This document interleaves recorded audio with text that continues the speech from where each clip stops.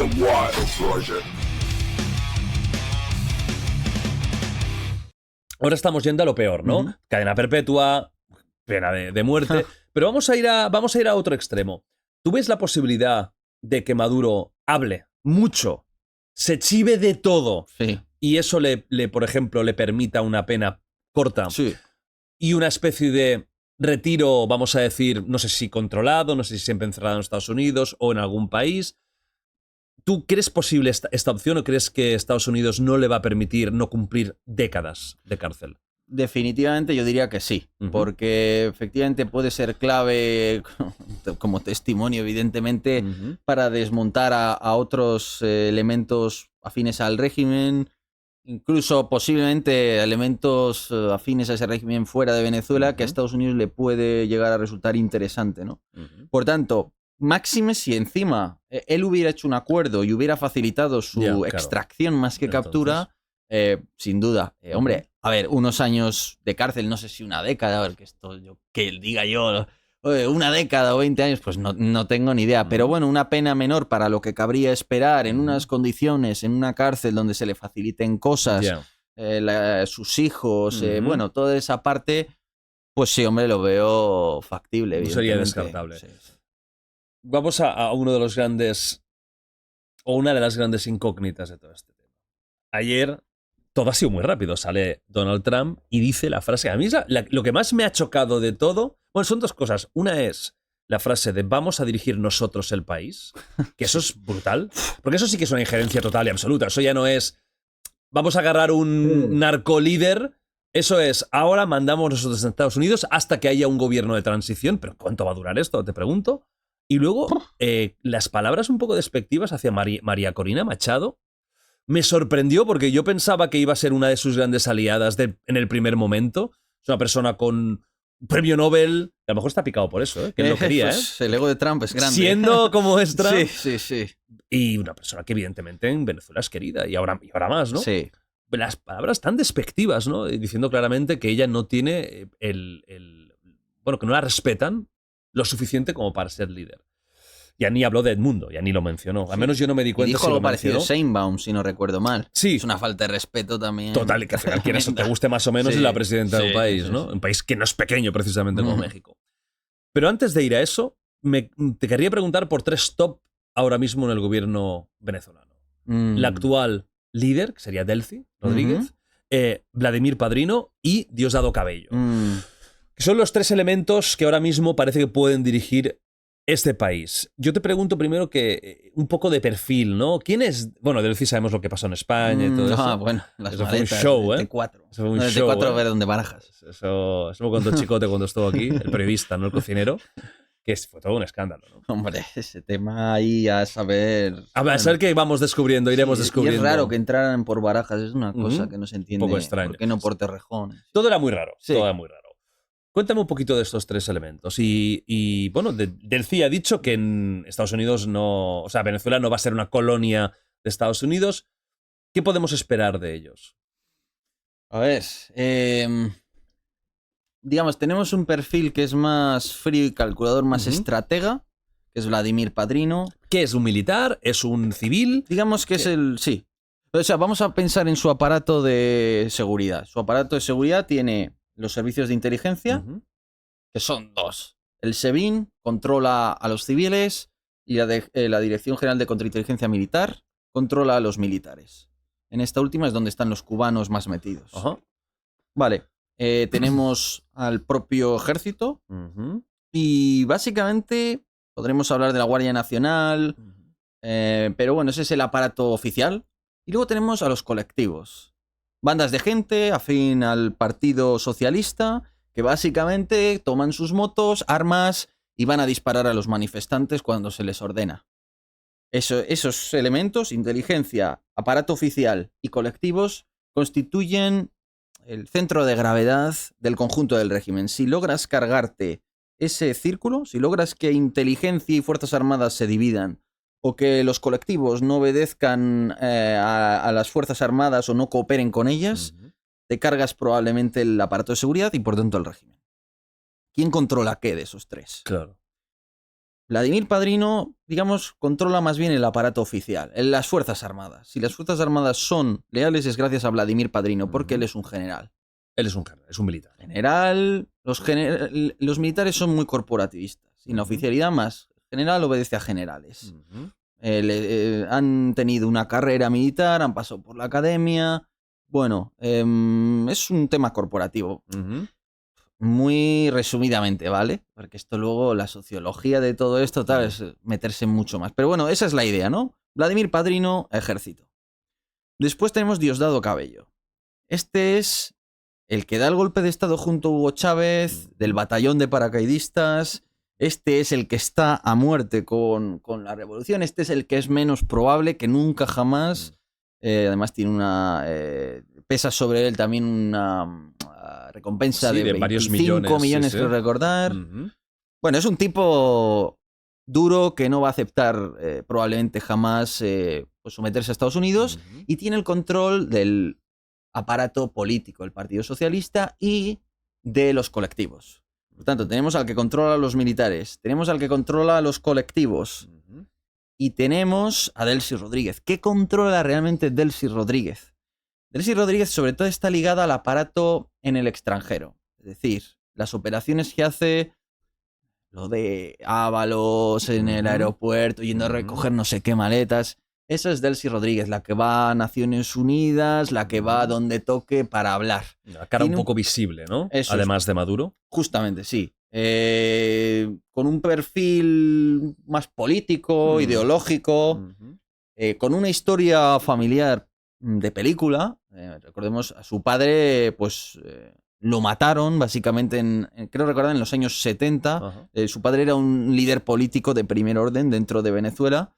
Creo recordar que era con el gobierno de Carlos Andrés, entonces ella alberga un rencor tremendo hacia las élites de aquel momento, hacia todo el aparato, los partidos políticos, las ideas liberales, etc. Siempre se la ha tratado como una mujer con mucho rencor y resentimiento. Entonces, ella es la que puede tener ese papel de atraer a China, a Rusia, de recabar el apoyo del extranjero.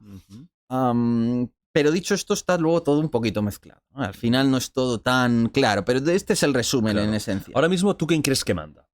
Porque ahora, claro, han descabezado a un régimen. ¿Quién crees que ahora toma decisiones? ¿Es uno de estos tres o puede haber más elementos? Bueno, con Delcy tengo la duda, porque en el fondo tiene ya el control del... Es decir, si Delcy se va, ¿cae esto o no? O sea, yo creo que Delcy está ahora ocupando el puesto de Maduro, que puede ser desde algo superficial y simbólico que dices, en realidad lo que diga Delcy, pues bueno, no es tan importante, hasta que digas, no, se ha consolidado, es la líder, se la obedece. Pero eso es una cosa muy intangible, es como Maduro. ¿Cómo de importante era Maduro, no? Porque en el fondo los claves son los que controlan el ejército, la inteligencia. Claro. Entonces, Delcy es simbólica. ¿Cómo de importantes son los símbolos? Mucho o poco, dependiendo. Pero lo que yo veo todavía más importante es sobre todo a Vladimir Padrino, porque Diosdado Cabello... A ese no lo vas a cambiar. A Diosdado no. Diosdado dio el golpe con a ver, hay una cosa que está muy clara. Un régimen autoritario depende del ejército. Si el ejército deja de darte apoyo y hay una sublevación, anda que no ha pasado a veces, se acaba el chiringuito. Sí. Por lo tanto, tenemos que Vladimir es de alguna forma... Vladimir. Pues el nombre le va bien, ¿eh? Es un nombre y padrino. Hostia, es que claro, es mafia total, ¿no? Sí. Mafia rusa e italiana. Suena todo fatal, sí. Es un poco la clave. ¿Qué sabemos de él? ¿Tú crees? Porque hay una cosa muy clara. Trump ya ha dicho que... O sea, da por hecho que van a mandar en Venezuela. No ha dado pie a duda. Eso dice. Ha dicho, we're gonna... ¡Pam! O sea, no hay duda. Ya. Vamos a dirigir. No. Pero lo ha dicho. Eso quiere. Vale. ¿Qué crees que va a pasar a continuación? Vamos a ver. ¿Qué dije también en el discurso de Trump? Trump dice, y teníamos preparado una segunda ola de ataques mucho mayores. Y que no descartaba poner soldados como tal. Sí, no, y habló de que teníamos unos paquetes de ataque muy superiores preparados. Y es verdad, porque lo que han desplegado no es para esto, es para algo mucho más largo. Para una campaña de bombardeos, no para una operación. Entonces, yo creo que el mensaje de Trump en este momento ha sido, hemos dado el golpe, esto ya no es una demostración de fuerza reventando lanchas en el Caribe, sino que tenemos al jefazo. Y si le hemos hecho esto a él, imaginaros a vosotros. Por tanto, el mensaje y el modo de ser de Trump, ¿cuál es? Oye, él no quiere meterse en un Irak 2.0, él no quiere una invasión terrestre, entonces está intentando conseguir eso. Quiere lograrlo sin entrar por tierra. ¿Lo ha logrado? Yo creo que están en fase de negociación. Ha dado este golpe y espera que esto sirva para que lo que queda del aparato esté dispuesto a cambiar de bando, a aceptar esa transición extraña a Estados Unidos. Y ahí Delcy puede jugar el papel bisagra. Delcy probablemente con Vladimir Padrino, pero a Diosdado Cabello queda ahí un poco, yo creo, arrinconado. Ahora, Delcy sola. Supongamos que Diosdado y Vladimir Padrino tienen más cercanía entre sí que con Delcy. Puede resultar que Delcy acabe por ser irrelevante y que ella acuerde algo con los americanos que no sirva para nada. Podría pasar. Por tanto, realmente yo creo que aquí es... Trump ha dado un golpe, quiere conseguir sus objetivos económicos fundamentalmente, pero también políticos con un bajo coste. Y después de este golpe espera que Delcy... Vladimir y Diosdado negocien. ¿Lo van a hacer? ¿Tú crees que Trump hubiera dado la orden si no sabe que a continuación del éxito de esta operación ya tiene claro de que alguien ya previamente ha hablado? Es decir, de que no ha lanzado esto al azar y bueno, vamos a ver qué pasa, a ver si se ponen de buenas o malas. ¿Tú es posible de que ya haya habido alguna conversación con Delcy, con Vladimir o con Diosdado, con alguien? Incluso con altos cargos del ejército, que no sean uno de ellos tres, ¿no? De, oye, vamos a sacar a Maduro, poneros a nuestro lado, porque si no esto va a ser muy malo para todos. Sí. ¿Tú crees que ha habido algún tipo de...? Eso tiene que haber, la CIA viendo el general de Si lo ha hecho ahora es porque ahora había un caldo de cultivo para ello, ¿no? Sí, ellos han tenido que estar preparando esto y ya tienen que haber contactado seguro a mucha gente, o a mucha o a gente que consideran que es la clave. Y ellos habrán... La CIA habrá estado haciendo, y otras agencias, su mapa. Es decir, ¿quiénes son las personas clave? Más allá de los nombres que nos suenan, oye, el tipo que gestiona PDVSA es clave porque controla la tesorería y los ingresos. Bueno, un análisis bueno, con información de inteligencia de verdad, no con irte a Gemini o a ChatGPT a preguntar o meterte en X a cuatro cosas, no. No, saber la familia, de quién es, de dónde sale, cuánto dinero tiene en el banco, qué propiedades tiene, qué es lo que quiere en su vida. Efectivamente, qué información, todo lo que... Eso es, justo lo que tú dices, qué quiere, qué le gusta, porque eso es muy qué importante, le importa. a lo mejor es un tío que es muy ambicioso económicamente, pues mira, toma, danos esto y a cambio tendrás esto otro. Sí, ¿no? o hay uno agazapado esperando el momento de poder dar un golpe de estado contra este régimen. Claro. O sí. Entonces han estado haciendo su mapa y a partir de ahí han decidido, oye... Es el momento. Efectivamente. Y han determinado que esta es... Comerse al rey en esta partida de ajedrez merecía la pena intentarlo. Les ha salido bien y yo entiendo que sí, que ahora ellos esperan que hay un efecto en cadena y esperan que Delcy Rodríguez, Vladimir Padrino, quien tenga que tomar ahora la decisión, tenga en su círculo a gente diciéndole, oye, tienes que hacer esto. Gente a la que la CIA o quien sea ya le habrá dicho, oye, tenéis que negociar, si te pregunta luego Vladimir Padrino, tienes que comentarle esto. Influencia, al fin y al cabo, algo muy sutil, pero que está ahí. ¿Qué te imaginas que pasará en los próximos días? Porque ahora estamos en un impasse extraño, en el que tampoco, yo creo que no se tiene muy claro quién manda en Venezuela. Tienes a Estados Unidos diciendo vamos a hacerlo nosotros. No ha habido una sublevación como tal. De momento has quitado al líder y has sustituido por otra, pero el régimen continúa, es decir, no ha caído como tal. ¿Tú qué te imaginas en los próximos días? Porque esto yo creo que tiene que pasar en días, algo. Yo creo que... No, y están a la espera de que se negocie. Ahora hay otra ronda de negociación después de esto. Oye, ¿estáis dispuestos a tal? No, pues vendrá otra ola de ataques. Y ya veremos de qué entidad. Entonces, bueno, vale. En esta situación ahora mismo, la clave yo creo va a ser que tiene que haber aquí alguna traición. Alguien va a abandonar el barco y alguien se va a caer de ese barco y no lo va a contar. O eso es lo que creo que espera Estados Unidos. Uno de ellos, yo creo que el que tiene más papeletas es Diosdado Cabello. Pero ¿cuál es el otro problema? Si Estados Unidos quiere sacar partido de esto y quiere evitar que sea un Afganistán 2.0 o un Irak 2.0, necesita que haya una transición. La transición es fundamental. Es ese que todo cambie para que nada cambie. Es ese las viejas élites aceptan que hay unas nuevas élites. El general de la brigada tal no va a dar un golpe de estado y va a ser fiel a María Corina Machado o a quien sea. Y ahí está un poco la clave de todo el asunto, en el fondo. ¿Por qué? Porque Trump no puede lograr lo que quiere, sus objetivos, sin una intervención terrestre, no meter a Estados Unidos en un Irak 2.0, si no hay un acuerdo de transición. Porque, ¿qué pasa si no hay un acuerdo de transición? Es decir, Vladimir Padrino, Diosdado y Delci dicen, mira, ni de coña. O sea, yo ahora voy a ceder, me vais a meter en la cárcel, me voy a acabar tirando media vida en Estados Unidos entre cuatro paredes y paso, prefiero que me matéis, ¿no? Entonces ya, ¿Estados Unidos qué hace? Ataques de decapitación. ¿Con qué fuerza terrestre hace las cosas? Porque no hay una guerrilla o una insurgencia en Venezuela. Entonces, ahí ya tienes que pasar al escenario de entrar por tierra. Es una guerra. ¿Qué ejército tiene Venezuela? Hablemos del ejército venezolano. ¿Qué se sabe? El ejército venezolano es malísimo. Vamos a empezar. Pues ya está, pues de primeras ya claro.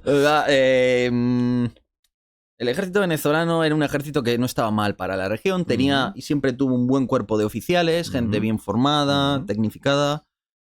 Pero lo cierto es que lo primero que hace este régimen para controlarlo es cambiar todos los planes educativos. El Plan Bolívar 2000, todo esto lo que va a ir haciendo es cambiar los planes académicos.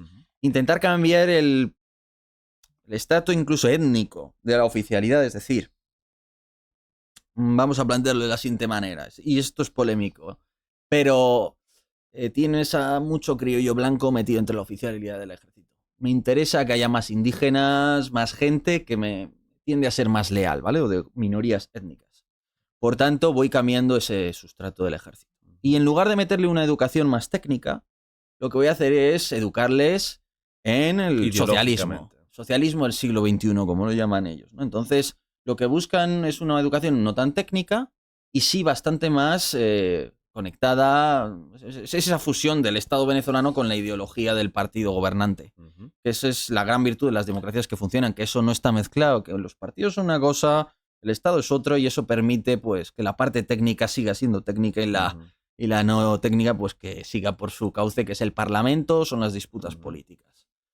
Y ahí es cuando empiezas a jubilar generales, ahí es cuando empiezas a comprar armamento ruso, español, porque dices, oye, yo quiero diversificar, no quiero depender de alguien, hay un tal Zapatero en España que puede ser más cercano a mis puntos de vista, que es un poco antiamericano, no es ciertamente alguien simpático, ¿no? Para Estados Unidos, con Estados Unidos, por tanto le compro unos buques de guerra a España, buques de guerra que acaban, dos de ellos, en un estado calamitoso.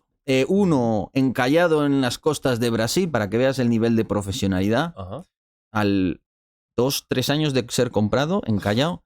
Y el otro, que ya es una historia, es la repanocha. ¿Qué es? Una patrullera de 1.400 toneladas que se pone a interceptar a un crucero. Un crucero. Pero un crucero comercial. Un crucero. O sea, un crucero. Un Royal Caribbean de esos. Un crucero que viene del Ártico, no me acuerdo si del Ártico o del Antártico. Vale. O sea, que es un crucero que tiene el casco reforzado para romper hielo. Total, que no se le ocurre otra cosa al capitán del buque venezolano que tratar de embestir al crucero. Resultado, se hunde el buque entero. Increíble. Logran hundirlo intentando embestir a un buque civil. Bueno, todo así de ridículo. Vale, esperpéntico. Te vas a los helicópteros. Helicóptero Mi-35 ruso. Producto de exportación, tal, genial. Baratito, además, los rusos te hacen el Mi-35 Caribe. Perfecto. Primer accidente aéreo. Segundo accidente aéreo. ¿Y qué pasa con este helicóptero? Digo, claro, has pagado barato, no pagas nada, no haces mantenimiento, porque claro, es que Rusia ha vendido a Brasil hace 30 años y ahora te ha vendido a ti y no les merece la pena poner instalaciones, con lo que el mantenimiento se hace ahí en Venezuela. Así, de esa manera, ¿no? Eso es. Así, imagínate a Maduro ahí bailando, ¿no? Tal. Peace. Lo mismo. Yes, yes peace. War. No. Jordi Wild, te vas a secar. Ya ves, vaya, aquí te ha secado al final, ¿eh? Ha sido el karma. Ya, se ha secado él. Se ha secado lo que le espera. Aún lo que le queda por secarse. Le queda.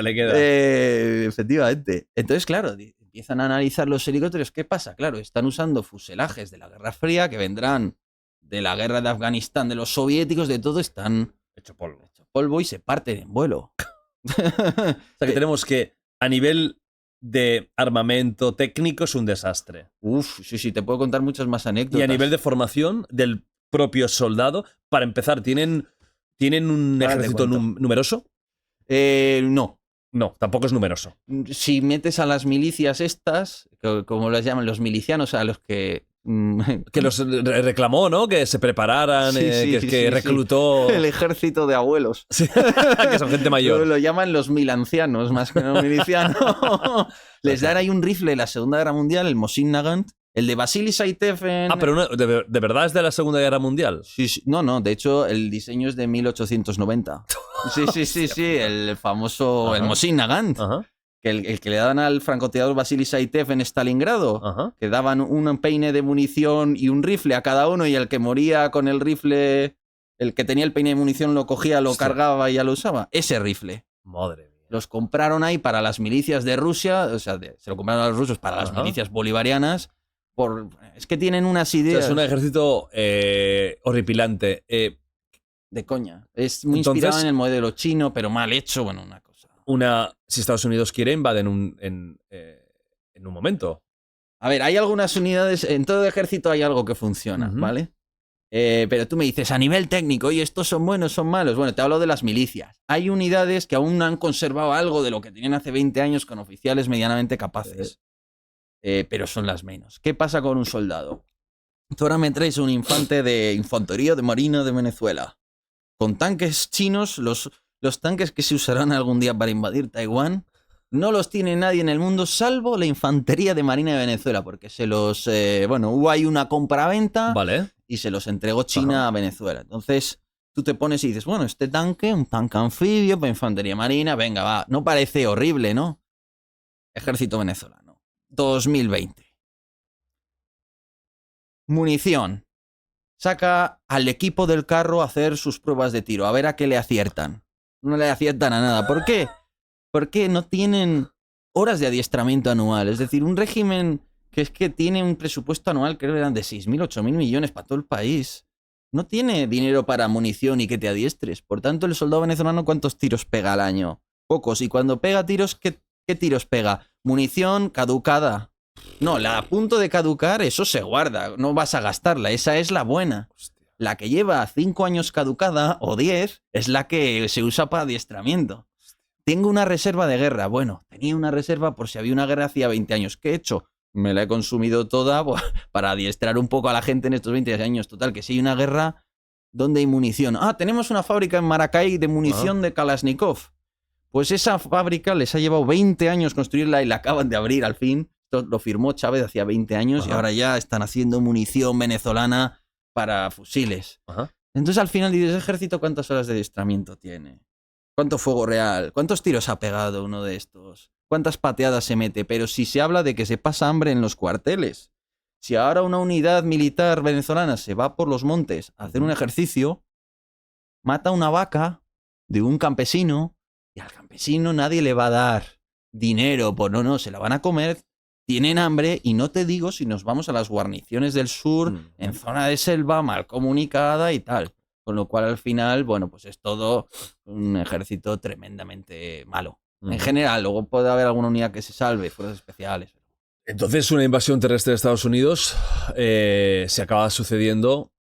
Bueno, ya hemos visto que incluso a veces países que a priori no tienen un buen ejército acaban dando mucha guerra y que no es fácil gobernar, entrar en un país que además debe ser muy selvático como Venezuela, con un terreno una orografía que no es la más sencilla del mundo. Total.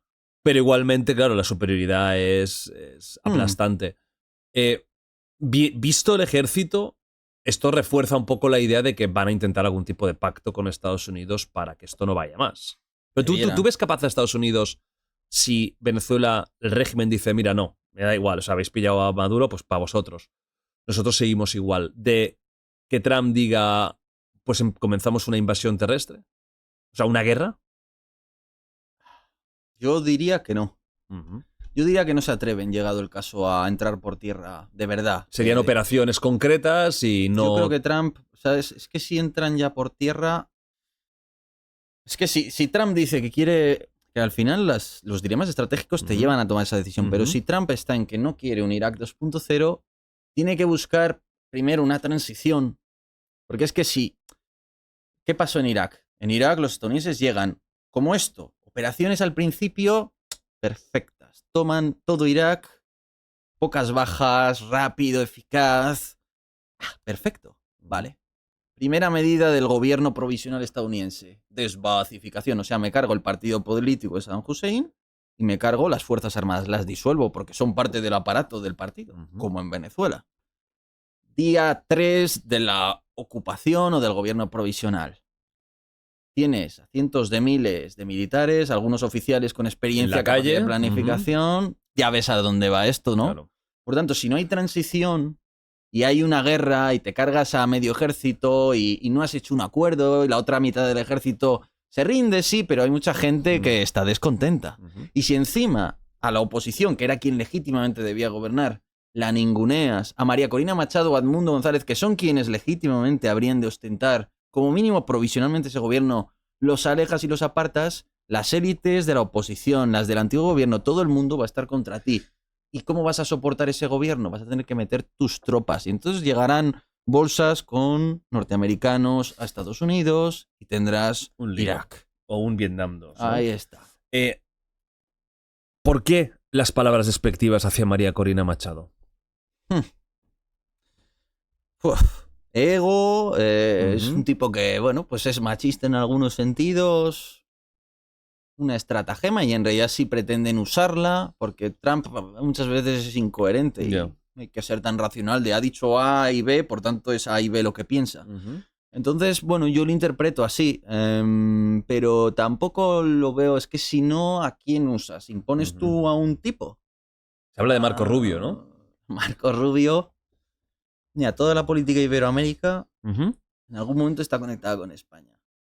Y Marco Rubio, por ejemplo, ha tenido su paso por España antes de ser... Que me digas. Veraneaba en Salou. No, pero bueno, oye, eso... Efectivamente, la ha tenido... ¿Qué ha tenido Marco Rubio en España? Partido, bueno, pues en su momento, pues había un momento muy atlantista en la política española con un... tal José María Aznar. Claro, sí, y el triunvirato, ¿no? Claro. De Bush Efectivamente, además Marco Rubio... Blair y Aznar, en el rancho, ¿no? Efectivamente, entonces Marco Rubio, un joven Marco Rubio, aspirante a hacer una buena carrera política, viene a España, Partido Popular Español. ¿Qué me dices? Sí, además Marco Rubio tiene, y de hecho está todo documentado, no sé si en la partida de nacimiento, pero hay como... O sea, su... genealogía. Tiene ascendencia de Sevilla. ¿Qué me dices? Marco Rubio, un fiscal sevillano, curiosamente. Eso se lo dieron a conocer, le sorprendió porque no sabía que hubieran ningún funcionario o trabajador público entre sus ascendientes, pero bueno, ahí está demostrado. Entonces quiere decir que él tiene ahí su relación con España. Y todo, cuando quieres analizar la geopolítica de Iberoamérica, siempre hay bastantes conexiones de importancia difícil de evaluar, porque hay una parte de policía, de Hugo Carvajal, como se le caza en España, de inteligencia y tal, que está aquí, que ni ellos quieren contar ni en España se quiere contar. Pero, por ejemplo, el Partido Socialista con sus coetáneos de Centroamérica, los partidos de allí, la relación de Felipe González, no me acuerdo, creo que era con Honduras, pero bueno, que eso está ahí. Pero bueno, Zapatero y el régimen Zapatero bolivariano, Venezuela, ¿no? Podemos y Venezuela, ¿no? Villarejo en sus audios en algún momento mencionaba a la DEA, ¿no? La DEA intentando cerrar el círculo, ver dónde se mueven los fondos del Estado venezolano, los legales, los alegales y los ilegales. O sea, hay mucho salseo ahí. Lo de Marco... Sí. Claro, Marco Rubio suena como posible dirigente de esta transición, ¿no? ¿Tú lo ves factible esto? En la sombra quizá, pero tienes que poner a alguien de Venezuela con un cierto caché, con algún prestigio, alguien que... Es como si aquí en España llega una potencia después de pasarla muy mal y te impone a un tipo que nadie conoce o que no tiene el perfil, no da la talla, no... Pues eso lo que te garantizas es descontento. Descontento. Sí.